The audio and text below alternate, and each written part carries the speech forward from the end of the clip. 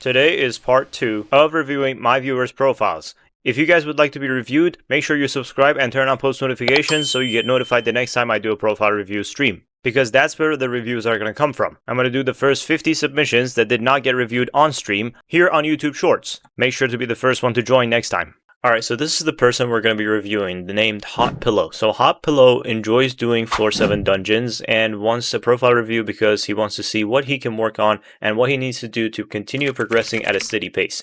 First of all, if you want to progress at a steady pace, I would highly recommend checking out my daily tasks video. In that video, I mention a bunch of tasks that you can do daily to progress at a steady pace. It only requires like 2 to 3 hours of gameplay. It's not that big of a deal for a Skyblock player, so you should be fine. In terms of what you can work on, I would say you can work on some of the passive skills like alchemy and carpentry. Carpentry literally requires 0 coins. Like, you need 30 mil in order to put up a buy order for the enchanted nether warts. You can buy 71,000 enchanted nether warts and turn them into mutant nether warts, and if you sell them to the NPC or even sell them on the bazaar, you can actually make profit from doing this. So make sure that this is something that you work on once you get that initial 30 mil. Now, to be fair, it might actually be closer to 40 mil because when I did it, it was 30 mil, but right now the prices have increased quite a bit. But anyway, the other thing is alchemy. That's also another passive skill that you can complete. Now, this one is not free. This one requires like at least another 50 to 55 million coins, depending on whether or not you want to use glowstone dust to upgrade the potions and resell them to the NPC. If you resell them, obviously it's going to be cheaper. If you don't want to resell them, then it's going to be a bit more expensive, but this is also something that you can work on. I see that you have grinded this Finnegan and got yourself farming 40, so you can upgrade your farming armor to Fermento now. GG's on that. That's going to be your next upgrade on farming, by the way. Fermento armor and getting rooted on your equipment. In terms of combat though,